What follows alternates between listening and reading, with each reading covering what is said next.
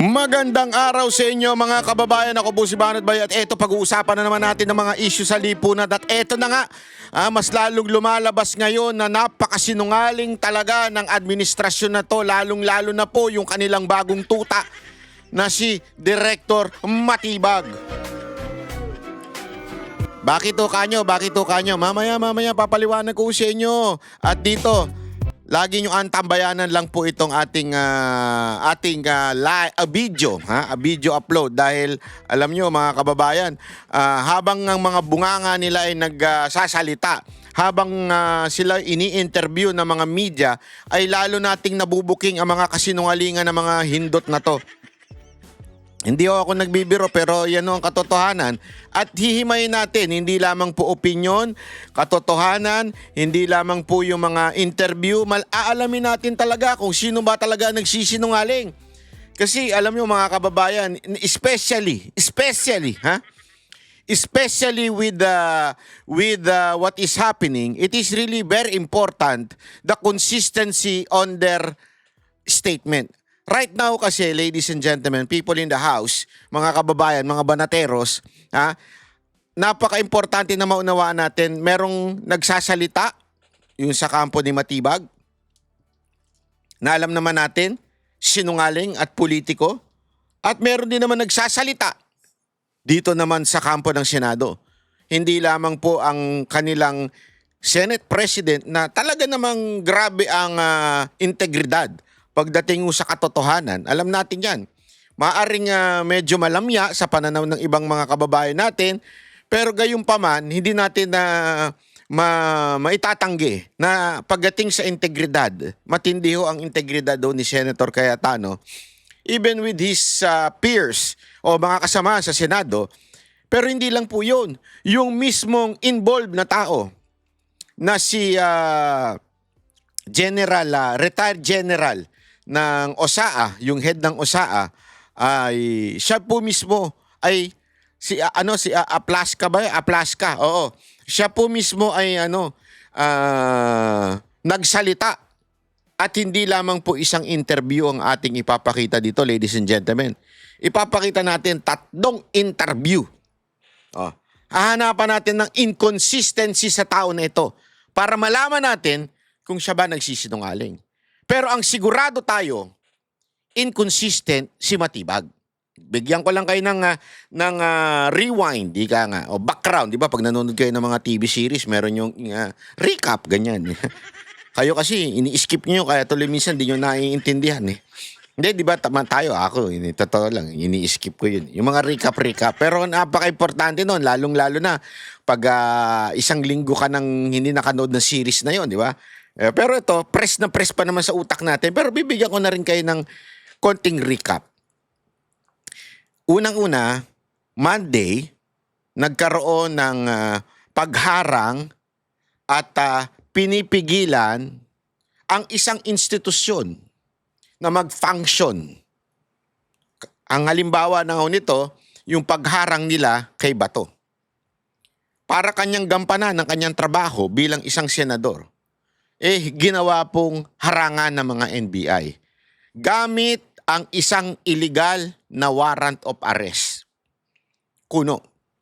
Always remember, until that ICC warrant, kuno, ay seen by the people, seen by the lawyer, talagang masasabi nating lehitimo. Kasi ang balita pa nga ni Attorney Jimmy Bondoc, nung kanilang sinasaliksik yung pinapakita ni Trillanes, iba yung case number.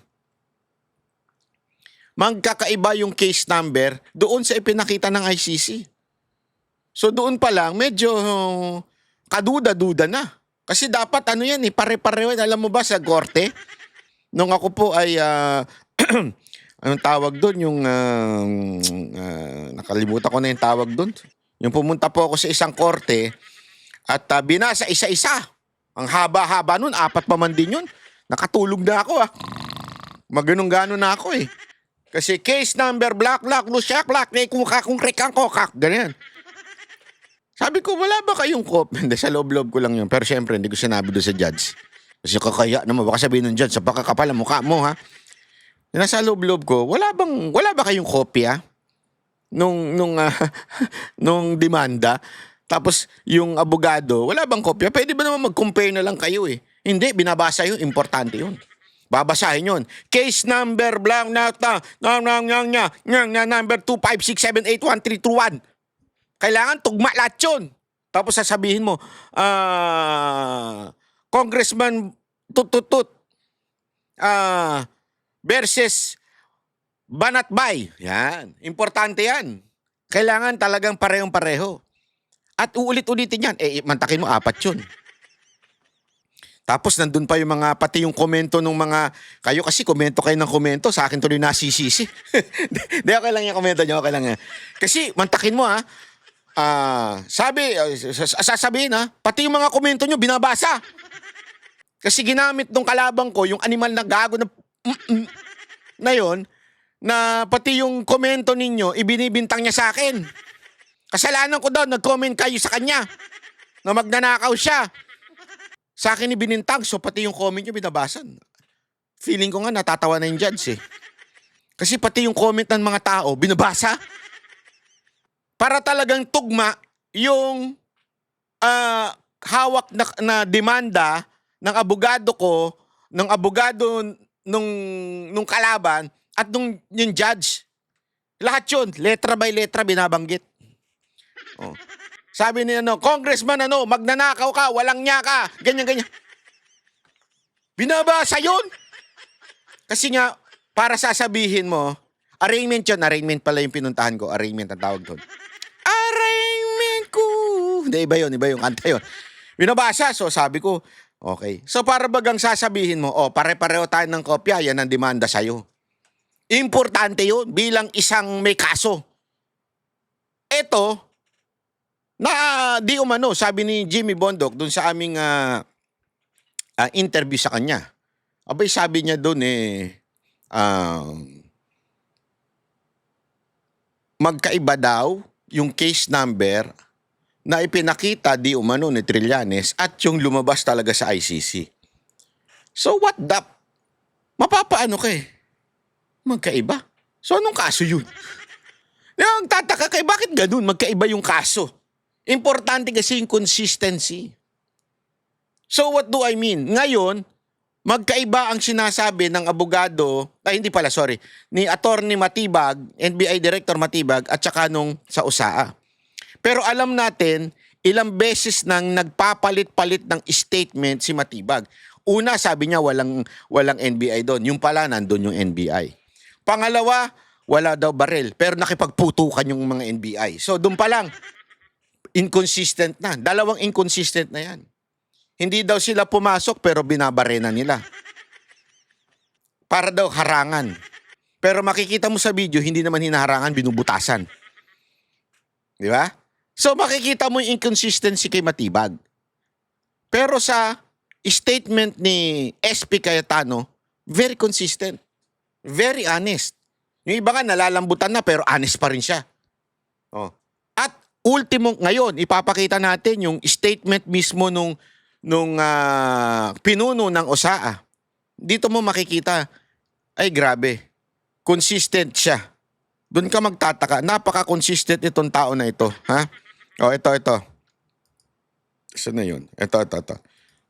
Panoorin natin, ha? Pinky Willard, mga kaibigan, nakausap po natin kanina ng personal habang nagkakape dahil medyo kalmado na nga ngayon si Senate President Alan Peter Cayetano. Marami siyang nabanggit pero marami din doon ay hindi pa pwedeng isiwalat hanggang hindi pa siya nakakasigurado. Pero natutuwa po tayo dahil pinayagan po niya ang kanyang bagong Sergeant at Arms na ating makapanayam tungkol sa timeline kung bakit nagkabarilan, bakit kinailangan. Ito, number 1. 3 to ipapakita kong interview sa inyo. Mula sa Bilyonaryo, TV5 and News 5. TV Patrol, at saka ABS. At ABS at saka GMA pala. Sorry naman. So isipin nyo to Kung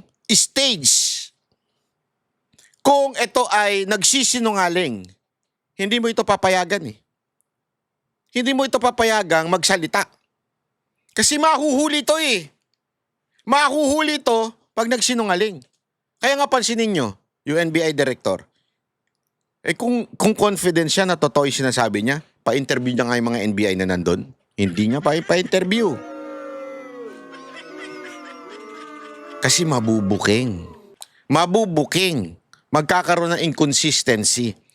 Pero ito, si Cayetano, yung tao niya, yung unang pumutok ng baril.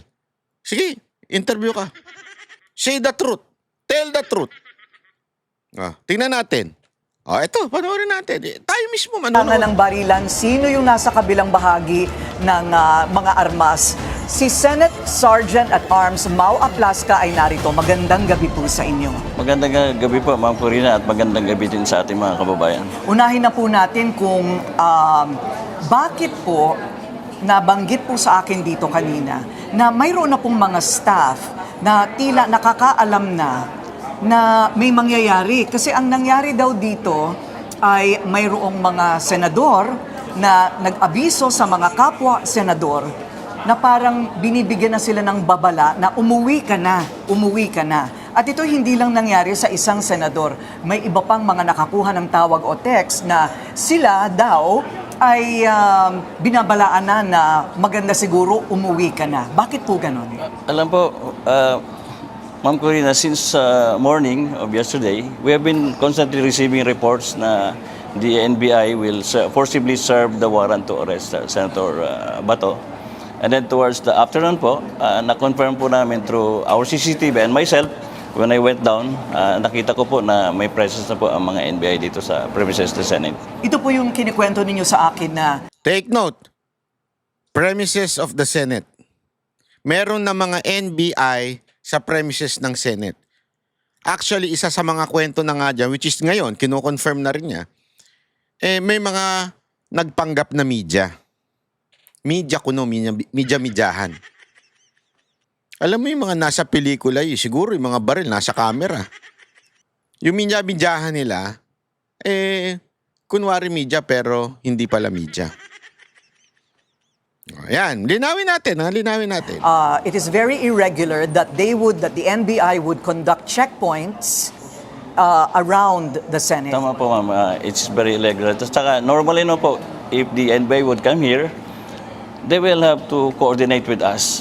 Pero on that day po, since in the morning, wala po kaming na-receive na coordination from the National Bureau of Investigation. Ayun, kaya tinatanong ko rin kasi, Usually, meron daw coordination. Pero this time, nakakapagtaka. Bakit walang coordination ng NBI?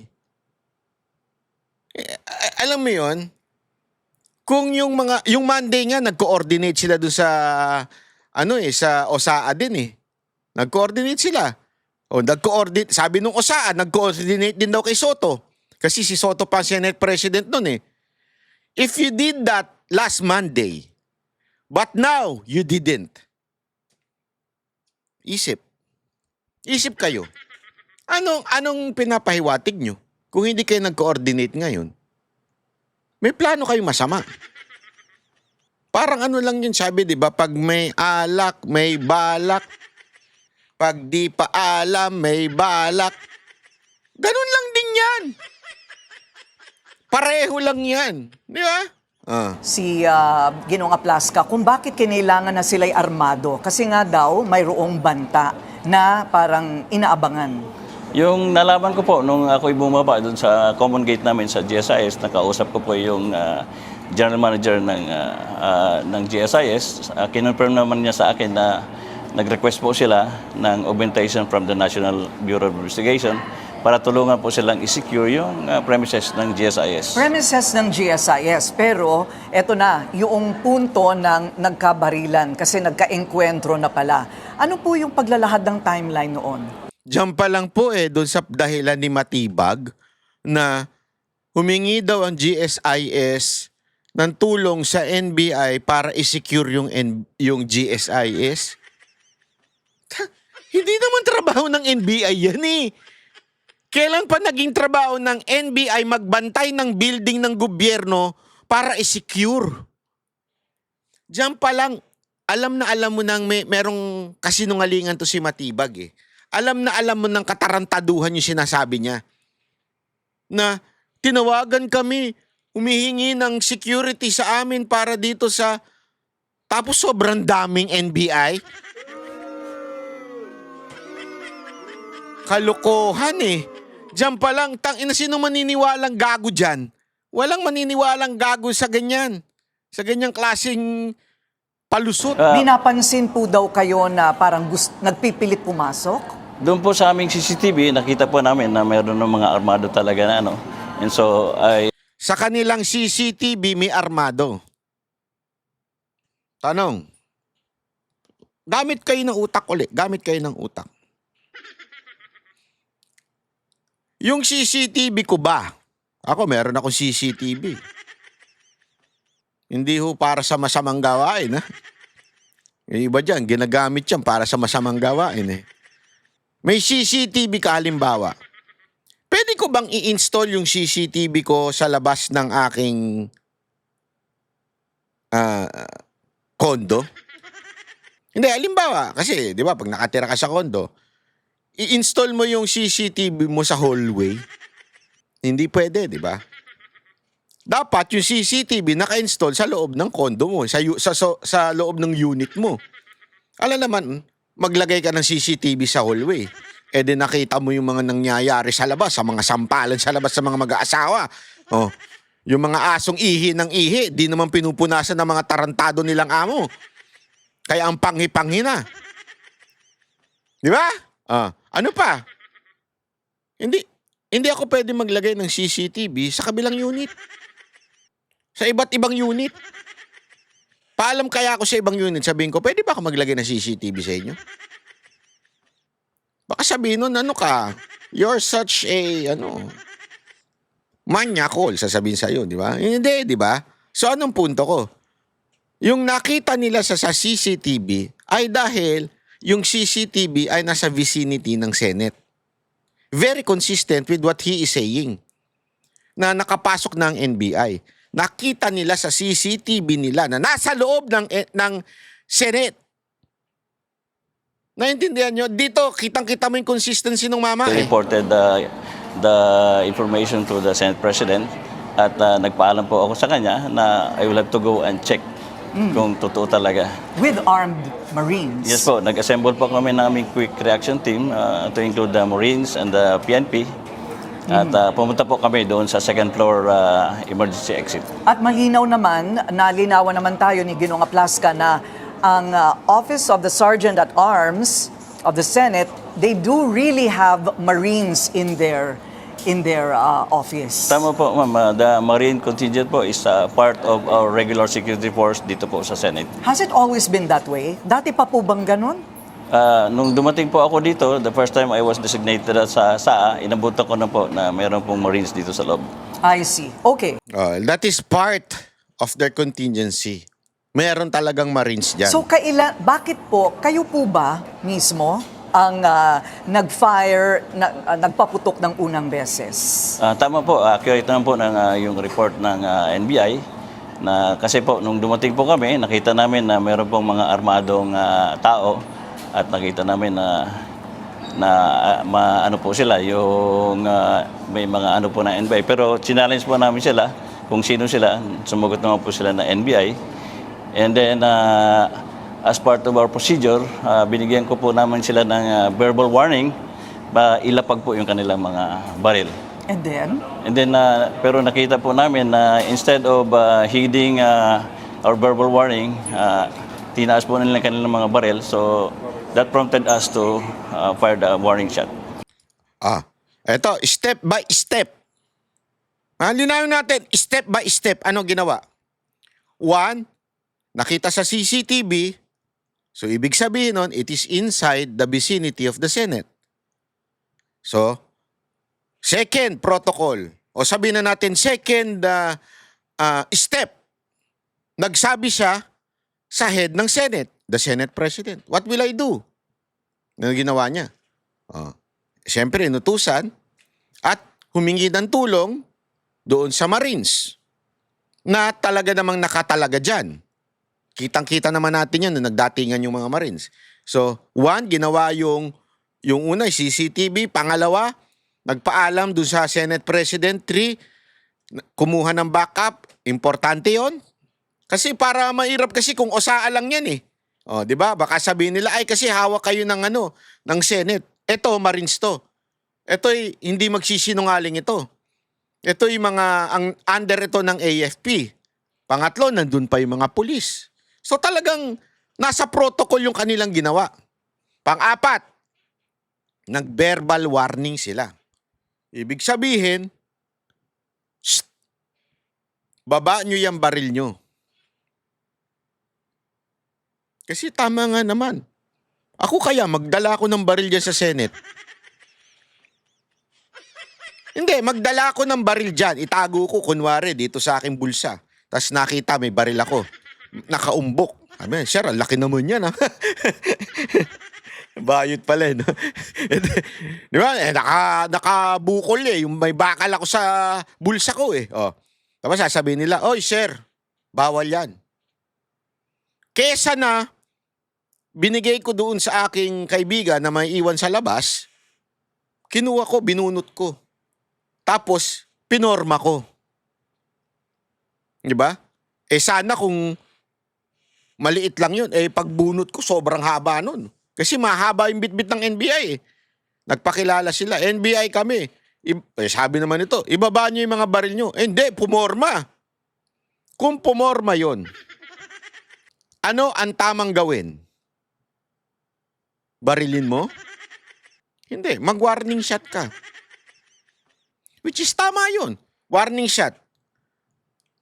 Ibaba niyo yan. Ano ginawa ng NBI? Tuloy. The warning shot was not intended to harm anybody. Kaya nga warning Po, shot sa eh. taas lang po. Hindi kaya merong tatagos yun at merong matatamaan sa taas? Hindi naman? Wala na wala akong bubong na. dun sa labas. Nasa ledge po ito. Baka yung demonyo meron doon, mga paniki. I see. Okay, just trying to make sure that there was no harm intended.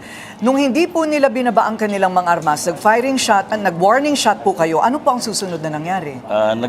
After po ng warning shot, na-surprise po kami dahil nag-fire back po sila sa amin. So instead na ibaba yung mga baril, di ba, sasabihin na, wari, halimbawa lang, may dala-dala akong, ito, halimbawa, ito yung aking baril. Nakakita sa bulsa. Sir, may baril kayo. Ibaba nyo yan. Binunot ko. Pinorma ko. Hawak ko ganyan. Pinorma ko yung baril ko. Tapos nag-warning shot sa malayo. Kasi malayo sila. Hindi naman niya magkadikit. Kung magkadikit yan, nagkapatayan yan. Nag-warning shot. Sir, ibaba nyo yan. Ang ginawa ko, warning shot yung ginawa na. Nagputok sa taas, ha.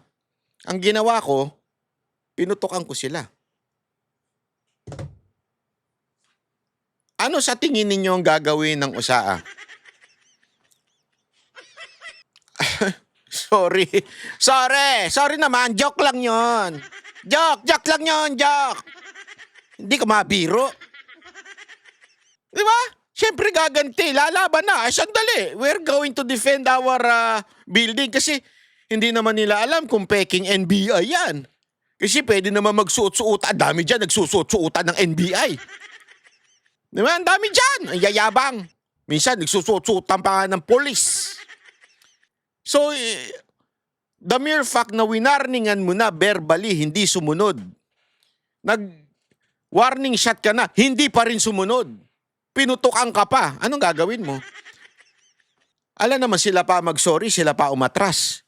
Siyempre puputokan na rin. Tama, mali? Kasi kung ako yon, halimbawa, ako yon, nakalimutan ko lang talaga na nasa bulsa ko pala yung baril ko. Ang una ko lang agad sasabi, ay sir, sorry, pasensya na ha. Nakalimutan ko lang, ibibigay ko na po. Ganun. Yeah? Hindi yung hahawakan ko pa, ipoporma ko pa. Gaganyan pa ako. Sandali, di pwede. NBI, hindi. Ito eh. Hindi pwedeng ganun. Doon pa lang kita mo ng tama yung takbuhin, sir. Withdraw po kami ng konti. Then tuloy-tuloy po ang exchange of gunfire. Medyo nakakapagtaka po yun, ano? Dahil kung sila po'y talagang accredited NBI, you're all on the same side Yes, po. of this government. Bakit hindi na lang po nila sinabing, NBI kami, wala kaming gagawing masama or something like that? Tama po. Yun naman po ang normal And Tama yun. At saka, pag sinabing ibaba yung baril, okay sir, ibababa po namin ha. Usap tayo, sir, kasi meron po kaming pakay dito. Meron po kaming purpose dito. Bababa mo yung baril mo. Una-una, hindi nga kung sino-sino lumapit sa kanila eh. Ito ang lumapit sa kanila. Ito, kilala ng direktor, kilala ng mga taga-NBI, yung mismong leader nila. Kaya good job ka dyan, sir, ha? Palakpakan ka namin. Sir, aplas ka. Kukunin ko yung number mo, ha? Doon sa isa sa mga, alam mo na, mga tao natin dyan. Para ako ay mag-congratulate at magpalakpak sa'yo ng personal. At baka pwede ka na rin ma-interview. Hindi, totoo. Para i-congratulate ka. Kasi good job ka dito. Hindi mo inutos kung kani-kanino. Ikaw mismo yung lumapit. Para siguraduhin, kasi ang tawag yan, face value. Alam mo yung pag face value, alam na nila, okay. Hindi ito kung sino lang na may daladalang baril. Face value, ito yung otoridad sa Senate. So ikaw naman, kung ikaw yung NBI, susunod ka eh. Susunod ka muna. Ay, okay sir. Di ba bibigyan ko kayo ng halimbawa. Sa airport. Sa airport, marami tayong kakilala dyan. May karoon tayong kakilalang customs, immigration, police. Pero they have their own jurisdiction, ika nga. Ibig sabihin, ito, dito yung sa police, sa security, yung meron pa nga silang aviation para sa airport police. Ito yung jurisdiction namin. Pagdating dito, immigration na yan. Respetuhan yan. Dati, ngayon kasi alam ko, pwede na daw sila magdala ng baril sa loob eh. Dati, bawal. Kahit pulis ka pa, pagpasok mo, meron meron ka lang hanggang dyan lang pwede magdala ng baril. At nakikita ko yun. And they will respect that. Kasi yun ang patakaran eh. Dito, customs na dito ha. From here, bawal na magdala ng baril. Dito, immigration na. Bawal na ang magdala ng baril. Bawal. Sa mga pulis to ha. Sa mga airport. Dito, hindi na pwede yung mga customs. Kasi ano na ito. Meron silang ganun eh. So kung ikaw, papasok ka dyan, magpapakilala ka. Kaya ka nga may ID. Meron niyang kulay-kulay na ID. Yeah? Yung doon para malalaman kung hanggang saan ka lang pwedeng pumasok. Kung sakaling meron kang inutos sa'yo yung boss mo. Sir, meron lang pong si Chief, meron lamang pong pinapakuha o pinapa-assist dito sa amin, ganyan. Pagpapaalam ka ngayon. Kasi jurisdiction na nila. Hindi yung, sandali, sir bubunot pa ng baril. Hindi ganun.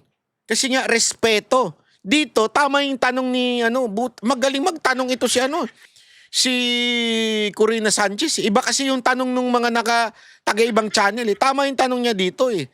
Pare-pareho naman kayo. Bakit hindi na lang sinabi ng NBI, Sir, wala po kaming masamang pakay dito. Mga NBI po kami. Ito po yung credentials namin. Ibig sabihin, yung ID nila, papakita nila yung tsapa nila. Tapos, in good faith, ibababa mo muna yung baril. Yeah? That's how to do it. And alam yan ng bawat authority. Kasi even the police, honestly, they're not allowed to bring guns inside a mall. Unless they are assisted or they're assisting someone inside the mall na inirequest ng mall. Kasi that's a private company. So hindi sila basta-basta pwede magpasok ng baril. Unless naka-uniforme pa sila. Even the NBI knows about that. Kaya katarantaduhan yung binerbal ka na, tapos ang gagawin mo pa hahawakan mo pa yung baril mo, tapos nung winarningan ka na, nakipagputukan ka pa. Kagaguhan yun. Besides, ulitin ko po, wala po silang coordination. Bakit po nandito sila sa premises ng Senate? Nung una po ay itinatanggi ng masidhi at madiin ni Ginoong Matibag, NBI Director, na mayroong presensya ang NBI sa loob mismo ng Senado. Bakit po kayo nahihirapang tanggapin na ito'y kapanipaniwala? Dahil po, based on our information, saka na-confirm din namin sa aming mga CCTV and physically po, nakita namin ang presence ng mga armed NBI agents dito po sa paligid ng Senate. At paano po natin na-establish na taga-NBI po talaga, yung grupong yon? Meron po silang mga uniforme, meron po silang mga ID. Ganun. Okay. Ano po yung tactical bag Meron po daw tactic Meron mga uniforme at saka may ID kumpleto. So yung palusot na NBI, wala na. Tapon mo na sa basurahan yan. Matibag.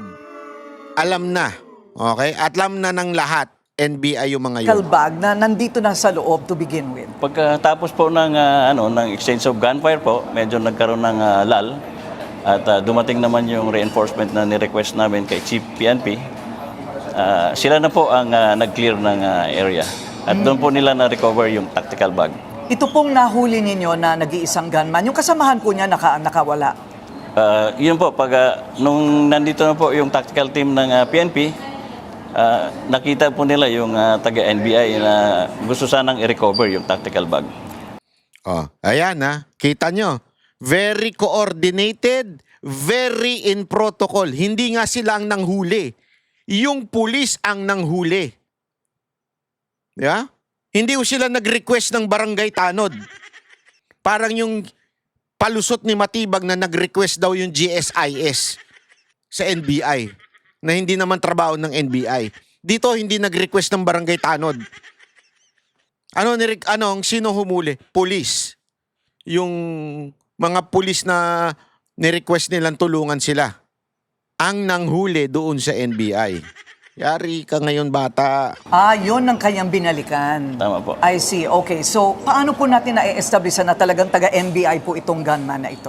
Unang-una po, umamin po siya sa mga PNP na siya ay kasama po ng mga NBI. Okay. So, parang nag-iba na rin po yata ang sinasabi ngayon ni Director Matibag. Inaamin po niya na Oh, syempre, booking na siya eh. Patay tayo dyan. Siguro, ewan ko lang kung babaguhin ng PNP yung kwento nila, ha? Kasi dito sinasabi, umamin sa PNP na NBI yan. Baka sa susunod na mga araw, hindi na NBI yan. Baka NPA na yan. Hindi, baka kasi baguhin na nila eh. tauhan po niya ito. Tama po, sinabi naman niya na driver daw. Narinig natin sa mga balita po na driver daw ng isang ahente nila yung nahuli namin. Driver na isang ahente pero armado. Yung pong driver. nahuli po namin, hindi po armado nung nahuli. Okay. Nung nahuli ay hindi Yes, armado. yes. Protective custody, konti na lang. Protective custody. Ito po ba ay nasa batas? Ito po ba? Ano ba itong protective custody na ito kay Senador De La Rosa?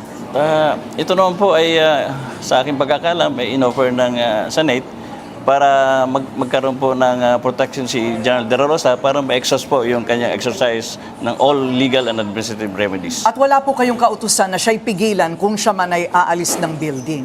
Hindi naman po sila arrested ng Senado. So, kumbaga malaya sila. Malaya po siya na umalis. I see. Kung gusto niya. Okay. Maraming salamat po sa inyo. Ang ganda ng interview mo, ha? Corina Sanchez, ha? Maganda yan, maganda yan.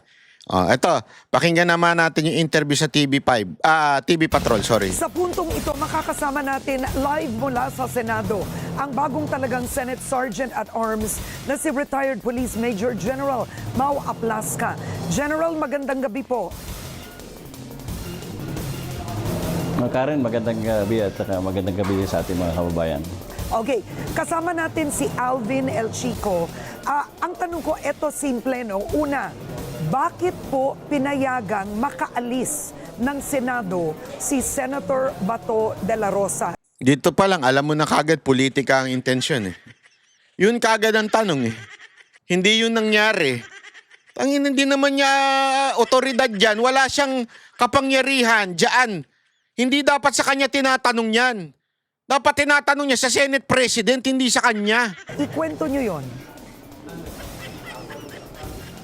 Karen, gusto ko lang linawin, katulad ng nasabi din ng aming Senate President, na si General De La Rosa po ay binigyan po ng protective custody privilege ng Senado. At ito po, kung gusto naman niya umalis, wala naman po kami magagawa kung ayaw niya pong i-avail yung privilege ng protective custody.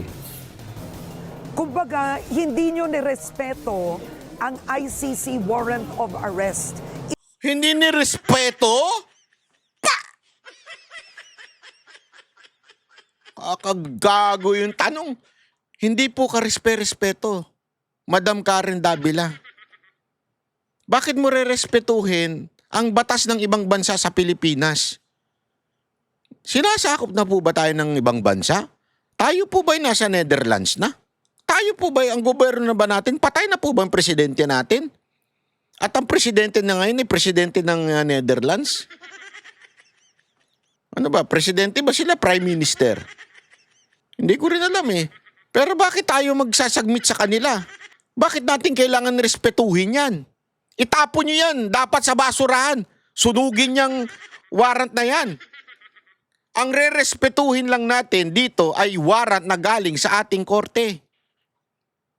Lahat ng nakikita ninyong walang kakwenta-kwentang dokumento o warrant na galing sa international court ay walang saysay hanggang walang utos mula sa sarili nating korte. Bakit re-respetuhin yan? Inutusan ba talaga kayo na wag pansinin, wag kahalagahan itong ICC warrant of arrest? Again, Karen, galing din po ito sa pronouncement ng aming Senate President na we will only respect and cooperate if the arresting officer will have meron silang dalang order, judicial order galing sa local authorities. Okay, magkasabay ba si Bato at si Senator Robin Padilla na lumabas ng Senado at 2:30 in the morning? Iisa ba ang kanilang sasakyan? Anong nakalagay sa logbook at sa CCTV? Doon po sa review ng aming CCTV at doon po sa mga sinabi ng aming mga gwardiya, magkasama po si Senator Robin at si Senator Bato na sumakay sa sasakyan ni Senator Robin palabas po ng Senado. So, hindi nagtatago. Kumbaga, nagtago ba si Senator Bato o nakita ng gwardiya ninyo na talagang lumabas po siya? Doon po sa report ng aming mga gwardiya, parang normal na naman, naglalakad lang silang dalawa at sumakay sa sasakyan at diretso na lumabas na ng premises ng Senado. Normal, naglalakad at normal na lumabas. Bago magputukan, kinlear nyo po ang second floor ng Senado. Ang sinabi nyo po sa mga reporter, may aarestuhin. Ito diretsahan, sino tinutukoy nyo nun? Ito po, Ma'am Karen, kasi simula pa ng umaga, persistent na po yung reports namin ng presence ng armed individuals dito po sa paligid ng premises ng Senado. Pero towards the evening, nakita na po namin sa mga CCTV namin na meron na pong mga tao talaga na armado na nandyan po sa mga emergency exit ng Senado. Kaya po nagpaalam po ako sa ating Senate President para puntahan at i-check, i-verify kung totoo po yung aming nakita. At true enough, may nakita po kami mga armadong tao. Kaya po nagbigay po kami ng challenge na tinanong namin kung sino ba sila. Sumagot naman sila na they are NBI agents. Pero meron po silang mga dalang baril, kaya sinabihan ko po namin sila na ibaba yung kanilang mga baril. Pero sa halip na ibaba po ay nagtaas po sila ng baril, kaya nagpaputok pa kami ng warning shot. Pagkatapos po noon, nagulat po kami kasi sumagot po sila ng putok at from then, tuloy-tuloy po. Kita nyo? Consistent. Consistent. Winarningan, verbal, nagtaas pa ng baril, tapos nag-warning shot. Ano ginawa? Pinutukan sila. Exchange of gunfire. So, nung sinabihan niyo po ang media, umalis na kayo, tumabi kayo dahil may aarestuhin, sinabi niyo po yun sa media para protektahan na ang mga tao, maiwasan. Kasi ang nangyari sa video, matapos niyong sabihin yun, naglalakad po si Senator Bato. Pumasok po ng elevator na kalmadong-kalmado. May escort pa. Bakit niyo po sinabi yun? Ano yung dahilan? Ito po kasi ang aresto po namin na sinasabi ko, ito po yung mga armadong tao na nakita namin sa CCTV. Si Senator Bato, hindi ko po siya nakita. Yung sinabi mo na sumakay sa elevator, pero ang pagkakaalam ko, pumunta po siya sa second floor at nakipag-meeting po siya kay Secretary Rimulya at saka kay Chief PNP Nartates. Alright. Sir, si Alvin El Chico po ay kasama ko po ngayon. General, magandang gabi po sa inyo. General, si Alvin po ito. Ano po ang masasabi ninyo sa mga nag-iisip? Alvin, magandang gabi. Opo, sa mga nag-iisip po na parang ginawa lang diversionary tactic ang kaguluhan sa Senado kagabi para makatakas po si Senator Bato de la Rosa. Alvin, una-una, mahirap po yatang paniwalaan na na-stage itong situation o nangyaring kaguluhan sa Senado. Dahil hindi ko pa naman po pwedeng i-stage yung pagpunta ng mga NBI agents dito sa Senado. Good answer, yun. Galing. Bakit? Bakit? Kasi yan ang pinagpipilitan nila, stage daw ito. Stage daw ito at pinatakas lang si Bato. First of all, umalis si Bato tapos ng lahat. May picture nga siya, di ba, na nandun nga siya dun sa quote-unquote crime scene ng Soko. Kasi lahat naman yan, hindi porket nandyan na Soko, wag ko tayong maging mangmang pagdating mo dyan. Hindi porket nandyan na Soko, may namatay. Ang ibig lang din sabihin ng Soko, scene of, sa crime po yan. Ibig sabihin dun sa kung ano man nangyari. Kung meron mga putukan, makikita nila yan kasi forensic yan eh. Yung mga bala na tumama sa dingding, yan din ang purpose ng Soko doon. At nandun pa si Bato. Tapos na, mapayapa na, umaga na. 2:00 na ng umaga, 2:30 daw, umalis si Bato. So, walang kinaugnayan yung putukan. Plus, tama yung sinasabi ni Sir. Ano yung sinasabi ni Sir? Pwede ba kami makipagkuntsaba sa NBI? Oy, punta kayo dito Bakit? Magbabarilan tayo tapos pag nagbarilan tayo, tatakas si Bato. Pwede ba yun? Alam yung NBI ang init na init kay Bato gustong hulihin nung Lunes, nakipag-wrestling pa. So malabo yung katarantaduhan yung sinasabi ninyo na stage yan. Paano na stage? So kasangkot yung mga pulis. Kasangkot yung mga sundalo. Kasangkot yung NBI. Yung iba, alam mo mga nag-imbento niyan, yung mga baliw lang, yung mga mahilig sa conspiracy theory tsaka sa Twitterbird na support. Unang-una, kung hindi pumunta yung mga NBI agents po dito, wala pong mangyaring kaguluhan o putukan. So you do not take responsibility na nakawala po sa kustodiya ninyo under your protective custody.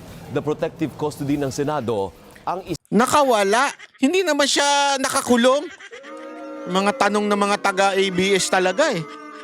Alam mong haters eh. isang senador na meron naman pong valid warrant of arrest. Hindi yun valid. Pag kang paulit-ulit. Liwanagin ko lang, Alvin, katulad po ng sinabi ng aming Senate President, yung privilege po ng protective custody ay binigay po ng Senate kay Senator De La Rosa for him to avail. Pero kung ayaw na po niyang mapasailalim ng protective custody, I think may karapatan naman siya na umalis kung ayaw na niya. Opo, pero as a member of the Senate and you as the head of the Office of the Sergeant at Arms, hindi nyo man lang po ba tinanong saan po kayo pupunta, Senator Bato? Para man lang may record tayo dito, sakaling kailangan po kayo, matutuntun po namin kayo at magkakaroon kami ng komunikasyon sa inyo.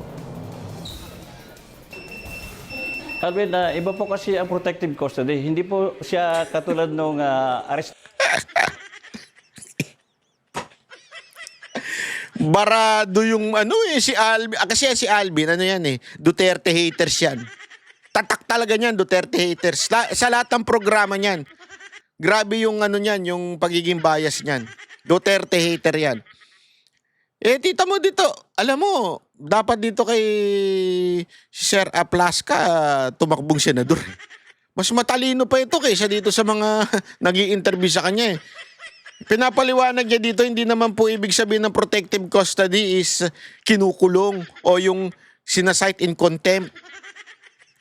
Tado o under yung arrest ng Senado, so hindi po namin siya pwedeng pigilan. Karen, ulit ito, ang sinabi po ninyo, may nakita kayong mga armadong kalalakihan at naka-jacket na NBI, tama po? Kaya sinabihan nyo ang media na tumabi kayo, may aarestuhin. Tama po yun, sir. Is that correct? Tama po, Karen, kasi kaya ko Okay. sila pinatatabi kasi nakita po namin sa CCTV na meron po silang mga armas. Okay. At So, delikado po. ang nangyari ngayon, ayon sa mga initial reports, nagpunta ang OSAAT, tinanong ninyo, sino kayo? Sino kayo? Sumagot daw NBI. Nag-fire ang OSAA ng 3 warning shots. Nag-fire din, tama po ba ang NBI right after? Karen, ulitin ko lang yung Kita ninyo? Dito ang gulo ni Karen dito. Hindi ko maintindihan bakit minsan po mahina ang ano no, ang understanding nitong mga media. Hindi ko alam kasi kung dahil ba na kayo ay yung utak ninyo talagang pang Duterte hater na. Kasi paulit-ulit niya na nga sinasabi kanina. Hindi yan ang ganyan na nangyari. Eto sinasabi, parang lumaban yung NBI? Nauna ba yung NBI? Parang ganun eh. Tingnan nyo yung tanong ha.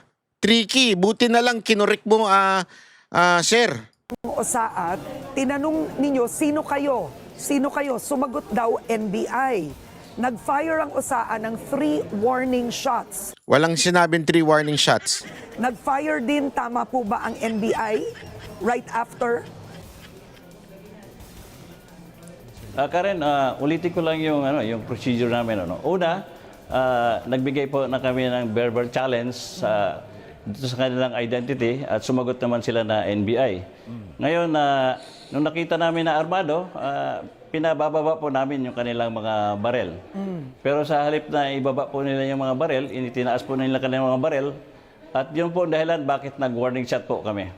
Bakit 27? So tinaas ang baril na Yung isa naman, narinig niya yung boses isa. Bakit 27?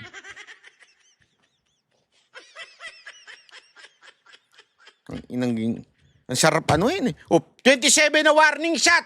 Relax. Tapusin nyo yung 27 bago kayo mag-react ha. Tuk, tuk, tuk, tuk. Ilan na? 20, 50, 60, 70, 70, gano'n. Yung Alvin na yan, yung tanong mo, condescending eh.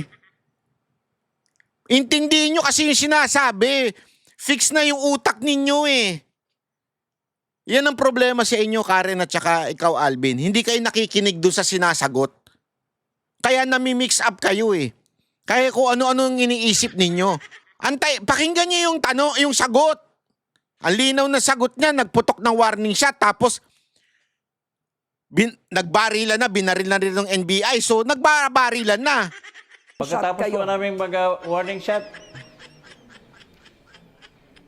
sumagot po sila ng pagpaputok. Kaya po napaatas kami ng kaunti at simula doon, tuloy-tuloy na po ang exchange of gunfire. Okay, pero ang 27 other shots, ang sinabi po sa report kasi mahigit sa 30 ang total shots. Pero 3 ang nauna daw sa inyo, tas the next 27 ay OSAA daw ulit. Parang ang tanong, kinailangan ba na sunod-sunod 27 shots manggaling sa Senate? Hindi kailangan. Ang gawin nyo, salitan. Okay? Sabihan nyo yung mga kalaban, salitan tayo ha. Warning shot muna. Tapos puputok kayo, isa. Tapos kami naman. Tapos kayo uli. Tapos kami na naman. Tapos kayo uli. Kailangan equal. Hindi pwedeng hindi tayo equal. Okay? Ha? We are defending the Senate. So, kailangan equal ang putok natin. Okay? Alam mo, kahit bobo, maiintindihan kung bakit 27 ang putok eh. Kung may arma like dyan, kung may automatic dyan, naturalmente maraming bala yan. Hindi, bilangin natin kasi 5 lang yung putok galing dyan. At saka again, ang ganda nga ng paliwanag ni Jimmy dito eh. Galing daw sa labas 5, 27 sa loob. Ang tanong, yung lahat ng 27 ba na yung galing sa OSAA? Remember, nakapasok na ang NBI. So kung nakapasok na NBI, may possibility ba na yung mga 27 na yon, yung iba doon ay galing sa NBI? Pero gayon pa man, let's give a benefit of the doubt on your stupidity. Not on your stupidity. On your stupid question. Not you, Karen Davila, you're bright. But the stupid question. let's give the benefit of the doubt to that stupid question, bakit madami ang pinaputok ng OSA? Sergeant at Arms? Karen, ito po kasi procedure talaga din namin sa law enforcement na pag kami ay binarel, magpapaputok po kami ng more superior force para po hindi sila makapag-atake sa amin. Sir, maraming civilians na nasa Sabi ni Alvin, normal. Condescending ka? Condescending ka? Natural, normal yun. Gusto mo nga ma-neutralize yung situation eh. Hindi neutralize, hindi patay na. Siyempre, you're defending your own. Parang lumusob sa bahay, i-defend mo. Bibilangin ko pa ba yung putok ng bala ko? Siyempre, puputok ako ng hanggang kaya kong pumutok. Puputok ako para siguraduhin hindi mo kami malusob. Inaatake kami. Halimbawa, atakihin ka, nasa bukid ka. Inatake ka ng mga NPA. Alam naman, bibilangin ko pa kung ilan yung putok ng bala ko kaysa sa putok nila. Siyempre, kung may Armalite ka, may shotgun ka, ipuputok mo lahat yan para ma-defend mo yung bahay mo. Diyan pa kaya? Ang daming armado. Gusto mo 3 lang, 5 lang, 7 lang. Kailangan equal. building. Nakita natin sa video, nalagay sa peligro, posibleng nalagay sa peligro ang maraming sibilyan. Oy, bakit nyo sinisisi yung OSA? Sila ba ang lumusob?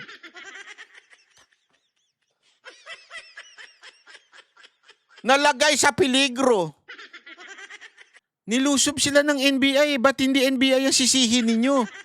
Pinoprotektahan nga nito mga OSA na ito yung building eh.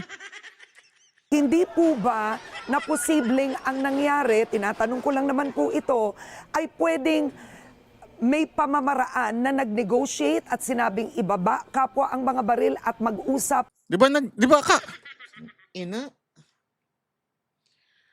Karen Davila, are you not listening? Why are you not listening? Sabi niya, sana daw kasi nadalagay sa peligro. Bakit? Hindi daw nag-negotiate. Di ba kasasabi lang nga niya? Verbal warning. Negosasyon yun. Even the warning shot, it's a form of negotiating with them na, oy, hindi kami nagbibiro dito, we will protect our own. Ibaba niyo yan. Kesa na umalis sila. Anong ginawa? Nakipagbarilan pa NBI. NBI, bakit kayo nasa loob ng building namin? Ako wish ko lang sa'yo, Karen Davila. Ito wish ko lang ha. Magtanong ka sa abogado. Kasi baka mamaya may lumusob sa bahay ninyo. May magtangka dyan na magnanakaw. Alamin mo kung pwede mo bang barilin. Ang trespassing. Hindi, kung nga rin, lalo na kung may baril, tapos sinigawan mo na, binuksan mo na ilaw, tapos pinormahan ka. Tanong mo ngayon sa abogado mo, pagka ganun ba, pwede ko nang barilin o magmamakaawa muna ako? Sir, wag niyo akong papasukin, wala kaming pera dito. Tanong mo sa abogado mo. Tama po kayo, Karen. Kaya po, ang procedure po is magbibigay ng verbal warning. Ngayon, kung sila sana, kung binaba nila ang barrel, nagpakilala sila at nakipag-usap sila sa amin, wala namang putukan na mangyayari. So, ibig sabihin, General, hindi po sila nagpakilala sa inyo na taga-NBI kayo? Ina pa. Hindi ko pero ako bilib ako dito kay sa patient nitong si Plaska. Kasi paulit-ulit yung kwento niya. Kinuwento niya, nagpakilalang NBI, pinabababa yung baril, tapos uulitin na naman yung tanong. So hindi po ba sa inyo nagpakilala ng NBI? Para bagang ang dating, NBI kami. NBI kayo? Okay. Ibaba natin lahat ng baril natin, ha? Ayahan natin sila na may baril dito.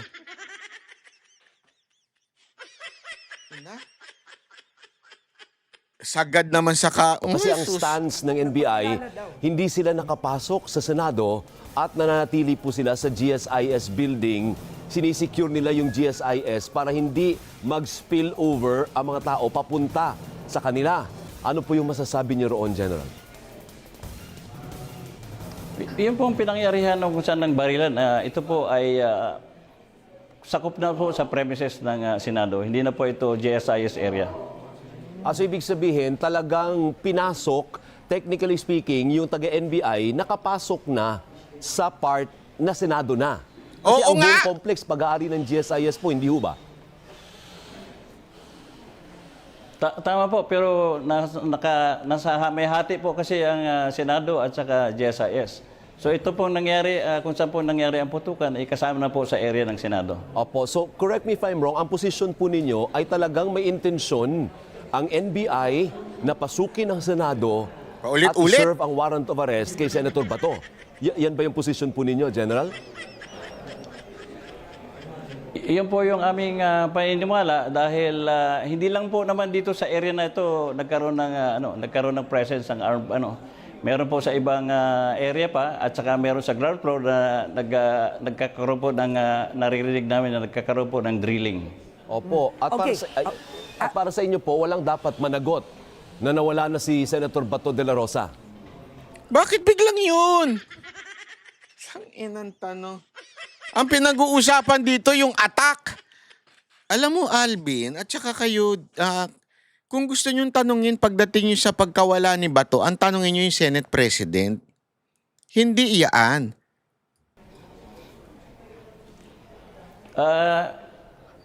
Ganun pa man, nagkakandak din po kami ng investigation. Bakit hindi man lang sila pinigilan o kinausap ng aming mga security personnel. Alright, General, yung drilling na narinig ng mga reporters, yung drilling na yon narinig sa panig ng GSIS side, no? Narinig ng mga reporters from the Senate side. Ano po ang dinidrill? Bakit nagkaroon ng drilling? Noong una, hindi po namin nakikita, no? Pero eventually, sa mga footages na lumalabas, nakita po natin na dinidrill po nila yung mga pinto on the side of the GSIS. Sinisin. Dinidrill nila para isara o dinidrill para makapasok sa inyo? Ang interpretation po namin ay para po makapasok doon sa area ng Senado. So ang paniniwala po talaga ninyo at ng Senado ay kusang gustong pumasok ng NBI sa Senate. Eto ha, pagdududahan pa to ni Alvin, tingnan ninyo. Kasi sabi dito, di ba may nagdi-drill? So may gustong pumasok. Eh kanina sinabi niya, meron ng mga nasa loob. Pero malinaw kasi dito, ibang lugar yan. Iba yung sa isang floor, marami kasing pasukan. Hindi lang isa ang pinapasok ng NBI. Meron ng mga nakapasok, meron pang ibang papasok dito. Pero dito, sinusubukan siyang itrap ni Alvin, pero magaling itong maman to eh. Magaling ito si Aplaska. Magaling na tao to. Premises. Kasi sinabi ni NBI Director Matibag sa amin ni Alvin kagabi, ang utos stand down. Sinabi pa sa amin, wala daw baril dala ang NBI. Recorded po yan. Stand down, hindi sila pumasok, walang baril daw ang NBI. Ang sinasabi niyo, sir, number one, may baril ang NBI at pinipilit talagang pumasok. Nagdidrill pa yung NBI para pumasok sa Senado. Is that correct, General? Correct po, tama po. Yan, Karen. Unang-una, sa umaga po, nung maaga pa lang, sinabi po ni Director Matibag na wala po silang mga NBI agents dito sa GSIS at saka sa Senado. Pero eventually po, nung naglabasan natin yung mga video, binago na po niya kanyang statement na meron ng mga NBI agents. Pangalawa, sinabi niya na hindi nagpaputok yung kanilang mga ahente, pero nung nakita na po yung mga ebidensya, binago rin niya yung kanyang statement na nagpaputok din yung kanilang mga ahente. General, nakikita niyo po ba ito na isang botched operation ng NBI, isa itong attempted operation ng NBI na pumalpak? Karen, unang-una, nagtataka kami bakit may presence ng NBI dito na hindi namin alam. Kasi normally po, pag pumupunta ang NBI sa Senado, nagkakaroon naman sila ng coordination. Kausap naman, I have direct line with Director Matibag at saka yung ibang tauhan ko. Nagtatawagan naman kami lagi. And it's very unusual na yung kahapon, sa buong umaga hanggang gabi, hanggang nagkaroon ng kaguluhan, wala pong nag-coordinate sa amin ng mga miyembro ng NBI. Pangalawa, meron pong nangyari nung Monday, nakaguluhan din involving NBI agents. Pero nalaman naman namin na yung kanilang pagpunta dito nung Monday ay meron silang coordination. Bakit nung bumalik sila kahapon, bakit hindi sila nag-coordinate sa amin? General, pasingit lang. Nalito ako, pasensya na, ano po. So, nakapasok ba sila? Kasi sabi mo kanina sa akin, pumasok na sila sa part ng Senado, right? Pero sabi mo kay Karen, nagtangka silang pumasok. So, ano pa talaga? Ayan, nililito niya na. Tignan ninyo ha. Buti magaling ito sumagot eh. O pumasok na? Nakapasok na po, Albedo. Nakapasok na po sa area namin. Kasi wala na po kaming jurisdiction pag area na po ng GSIS. Hindi na po kami pwedeng pumunta doon sa area ng GSIS. So, ibig sabihin, nung sinabihan ninyo, sino kayo? O magpakilala, Pasok na yun, nag-invite kayo. nakapasok na yun. Nakapasok na sila sa loob ng Senate noon, nung nakita nyo sila sa CCTV. Oo nga, paulit-ulit. Nakapasok na po sila pero nasa ledge pa lang po sila ng ano. Alright. Well, unang-una, sana mahaba pa ang ating Iba kasi po, paulit-ulit, iba po kasi yung sinasabing dinidrill. Ibang lugar yon. Marami po kasi. Ang kwento kasi dyan, doon sa isa niyang interview, pero sa susunod na natin ipi-play yan, maraming entrance na konektado doon sa GSIS. So, meron dito na nakapasok na. Remember, meron niyang binalikan eh. Naalala niyo may binalikan na bag, kwento niya doon sa bilyonaryo, yung driver. Nasa loob na kasi ng Senate. Kasi kung nasa labas 'yon, madaling nila makukuha 'yon. Pero ba't siya nahuli? Kasi nasa loob na ng Senate. So sa malinaw, sobrang consistent itong mamanto pagdating sa protocol kung papaano pinatupad yung batas. Humingi pa ng tulong sa pulis at sa Marines. Kaya yung mga nagpipilit ng ibang kwento dyan, tapos ang ibabangga nun din yung kwento ay yung inconsistency ni Matibag, tablado kayo mga brad. Tablado kayo. Sorry na lang kayo ha. Anyway, maraming salamat po. Magkita-kita po ulit tayo sa susunod na video natin para po sa mga susunod na upload. Antabayan lang kayo. Mainit ang ating bansa ngayon pagdating sa issue na to. Dapat talaga may managot dito. Baka nga sa time na pag-upload ko nito, baka sibak na po si Matibag eh.